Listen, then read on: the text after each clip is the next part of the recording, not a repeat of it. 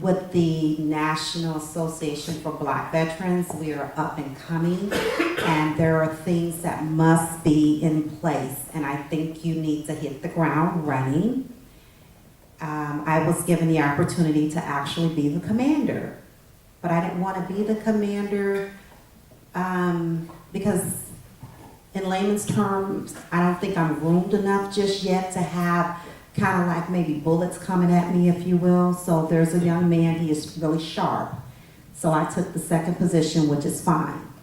I just stay focused. There are fundamentals that you have to have. I know what they are.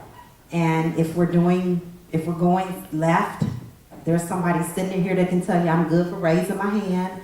And I'm just like, I'm really not understanding. It's 30 minutes into this meeting and what are we doing? I just stay focused. Thank you. Did that answer the question? It did, as a matter of fact, and I was sitting there. See, unfortunately, I have the bad habit of reflecting at the same time you're talking. I'm thinking about the dynamic women that I have come across, both in service and out of service.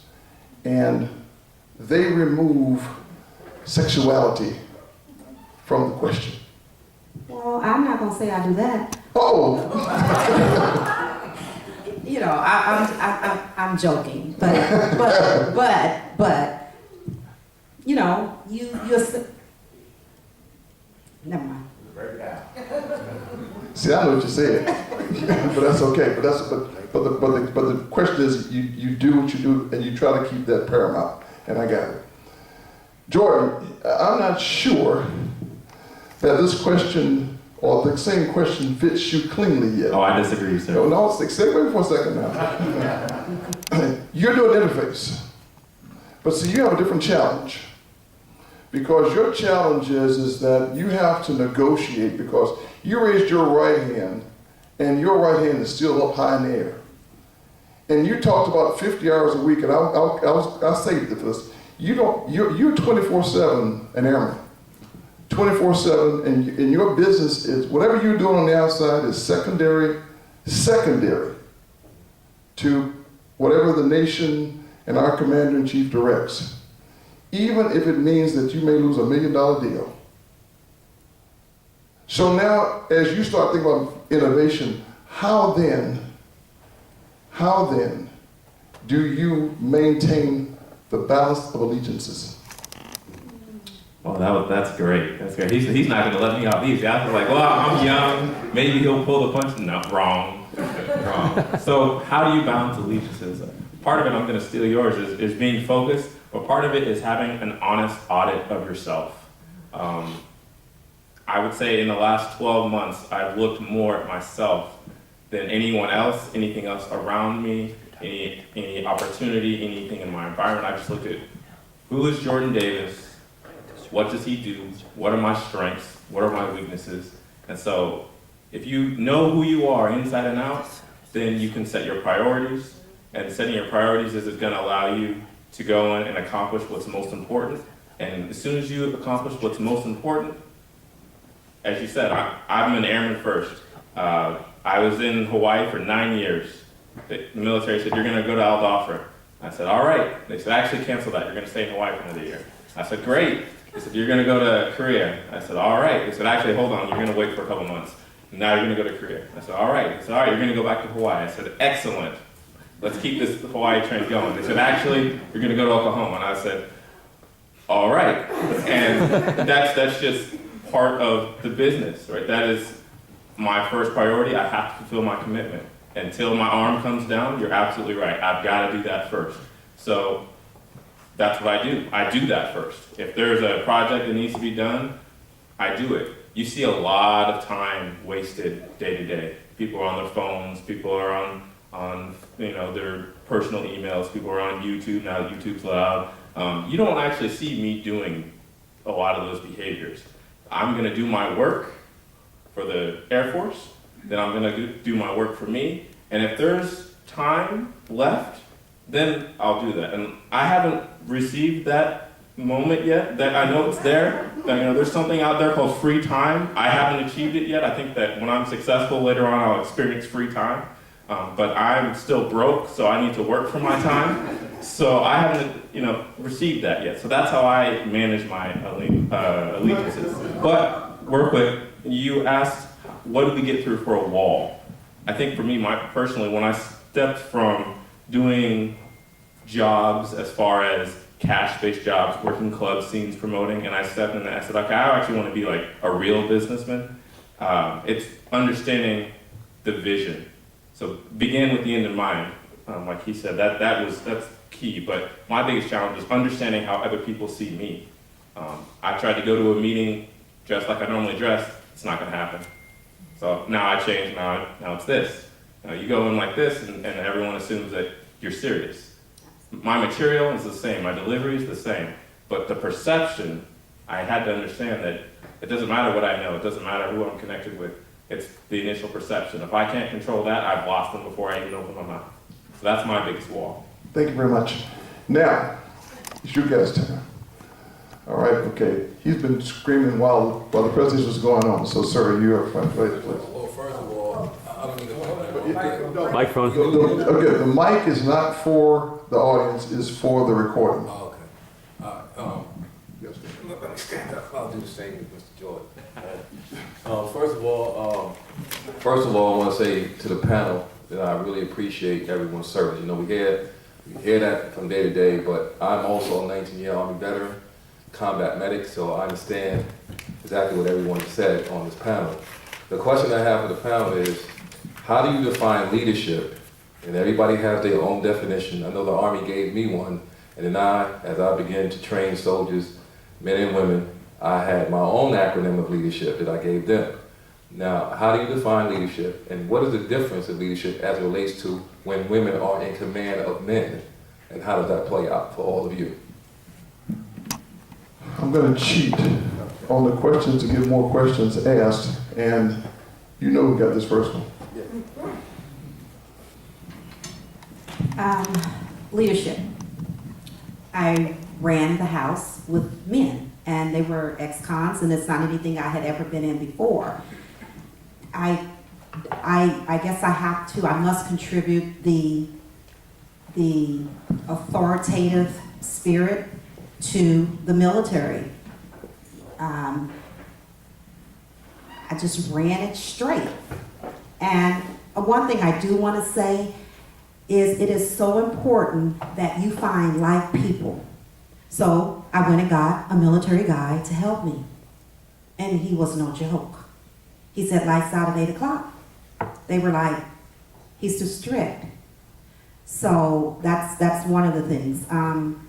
Find like people who are on your page. Get rid of the ones who are not. And I think it's the mindset in terms of how, they say we're hitting the grind. I'm in the zone right now. I don't have time to play. Okay? So with that, I'm looking for people to be on my team. You need to speak the language I'm speaking. You need to have the energy that I have. We need to be on point. If you're not there, no problems. You get left. And I keep moving. Because I'm just saying, you have to be focused. And in the community that I've been in, you're dealing with, addictions. And they have things that contribute to them losing focus that is not easily overcome. We all have our issues, but theirs tied to a substance. So I have to go over that. I have to go into the community and find people who care, who's on my page. And yes, being a female at that particular time, I would have to have a guy. I befriended the fire department across the street. I would take them oranges. I knew the San Bernardino Police Department. I would take them pizza. I'm just saying, so I built a team the best that I could for the situation and environment that I had.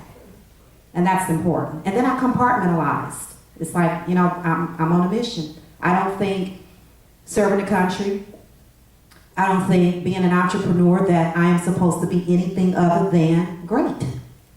Period. Okay? They clearly have to second part of the Right, question. right, right. Did the first part of your question get answered? Is no. And so that question was, how do you define leadership? Because when you first came on to introduce yourself, you said women look at leadership differently. How does that impact you as a woman in leadership roles, especially as a commander of what you're a commander of now? And how does that play being in charge of men who may not like the fact that you're in charge as a leader? Well, okay, again, what is my purpose of being there? And I think if you set the goal, the mission, I'm only there to serve the mission. I'm only there to help fulfill the mission. And maybe he was correct. I'm not looking at me being female, per se, okay? If we have something that we're going to accomplish for the good of the entire organization, I'm focused, I'm there. I'm looking at some of the organizations. I ran into some of that. And, you know, it's kind of like if you can't stay in the game, don't get in the game. So I would say that leadership, according to your definition, is staying focused. It's staying focused and knowing your mission, because if you know your mission, you can stay focused. And if you run across men who have an issue with me being a female, if you're focused, That doesn't matter. it really doesn't matter. But don't get in the game if you Don't get it twisted. if you don't have thick skin, because sometimes it can be challenging. Yes, ma'am. But keep your eyes on the prize. Yes, ma'am. Next question. Well, first and foremost, I wanted to thank you for your service in the military. And it's always very humbling to be in the presence of military personnel. I wanted to ask this question for Jordan. You mentioned an audit in answering the general's tough question of how do you balance those allegiances. And I was curious as to what that audit consisted of. Great question. That audit consisted of, one, setting my goals personally, professionally, inside the military, outside the military, health-wise, understanding that everything is connected. There's nothing in my life that is insignificant, and if it is insignificant, it no longer needs to be a part of my life. So I started focusing on repairing relationships, forming alliances with people, with mentors, and just figuring out what are my goals from A to Z. And then, okay, and now that I have my goals, how am I going to achieve those goals? And when I went through that, it became really easy to start making decisions. Oh, this person that's in my life serves no function. Our relationship does not contribute to my goals. This person no longer needs to be in my life. And unfortunately, and it sounds terrible, it's going to sound really bad, but I just made that switch. I'm going here now. And so there's people that I was involved with last year that I'm no longer involved with. And it's not that they're not great people. Some of them are great and they're talented, but they're not helping me achieve my vision or my mission. So I can't work with them right now. And hopefully maybe in the future we can find some sort of opportunity or mission and we can work together again. But because they're not helping me, I'm not working with them. And so if it's not functional, I don't really keep it around. So does that really answer your question? Yes.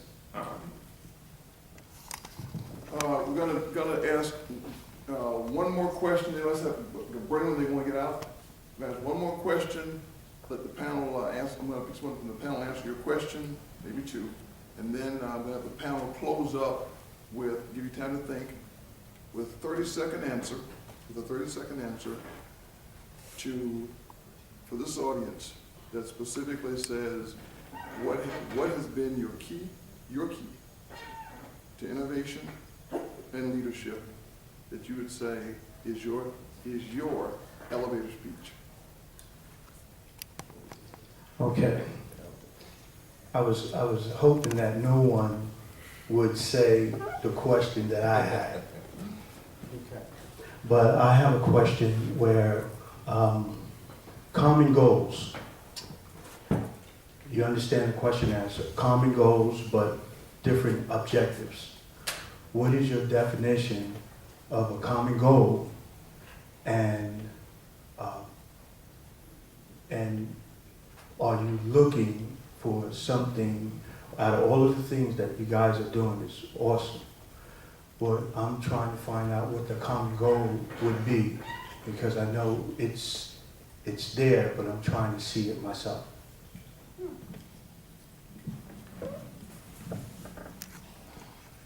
For this one, I'm going to let my two seniors go ahead and give a shot at it to see if there's some commonality in conversation that comes back from Beddoes and Augustine, please. Just took a minute to write something down that has been consistent across not only my military career, but as well as what I think I'm applying now and actually teaching others to apply again. Starts off with vision, mission, intent, strategic, operational, and tactical understanding, roles and responsibility, and then a plan of action.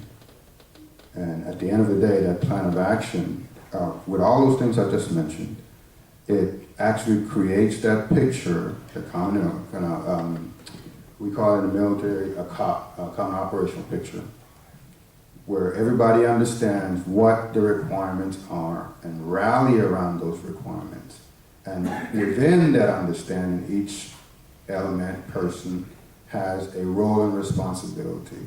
And not only the roles and responsibility, they also have the technical and tactical training, as well as the equipment and the experience to be able to execute.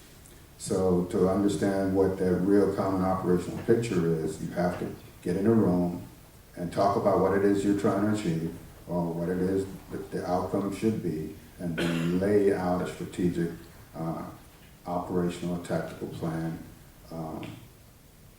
and get at it.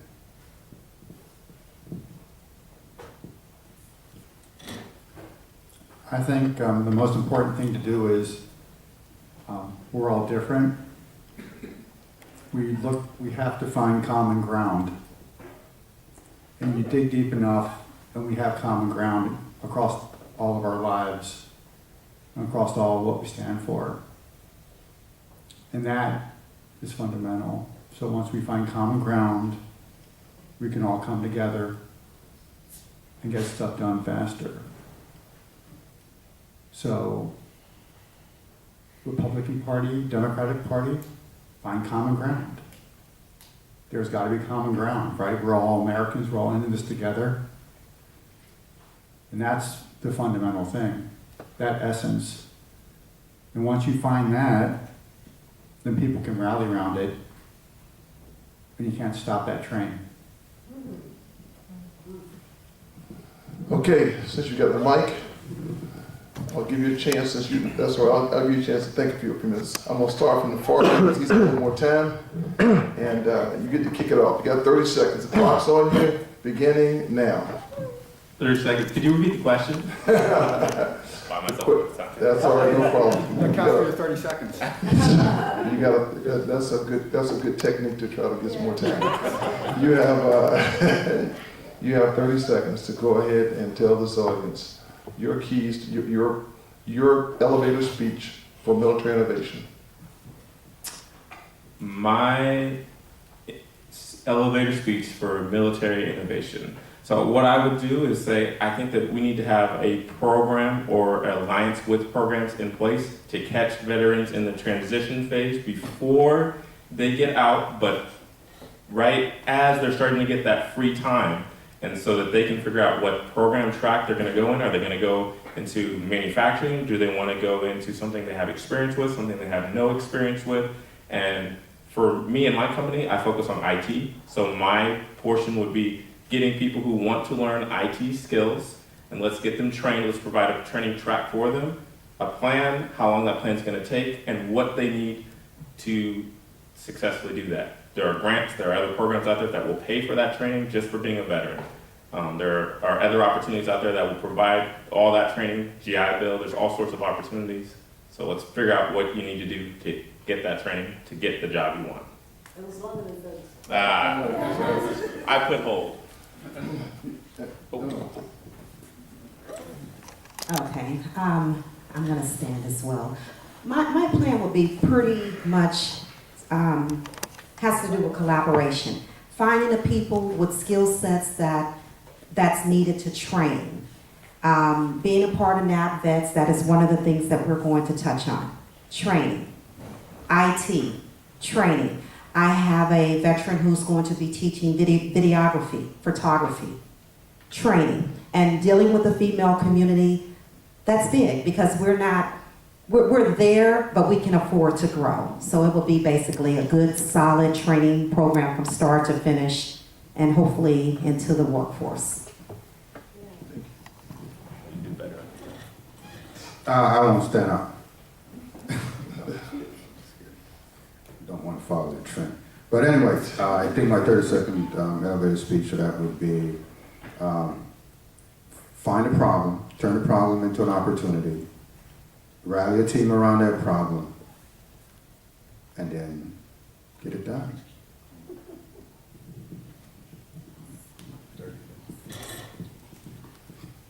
So, in my view, there's no difference between military innovation and innovation. They're the same. To innovate, you need to ask the right questions. Don't worry about the answers. The answers change. Ask the right questions. And then the final point would be go connect the dots and be fearless on how you connect the dots, and don't worry about where the dots take you. And that will lead you to have big impact in innovating. Let's give our panel a big hand. And someone who understands the value of time and money is up next from Merrill Lynch, and then I'll go ahead and pass the mic to Jeff. Go ahead, please.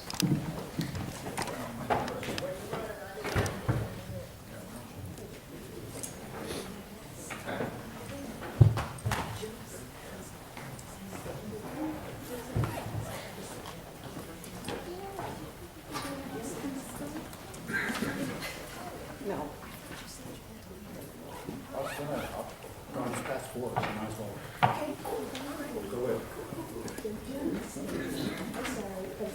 sorry.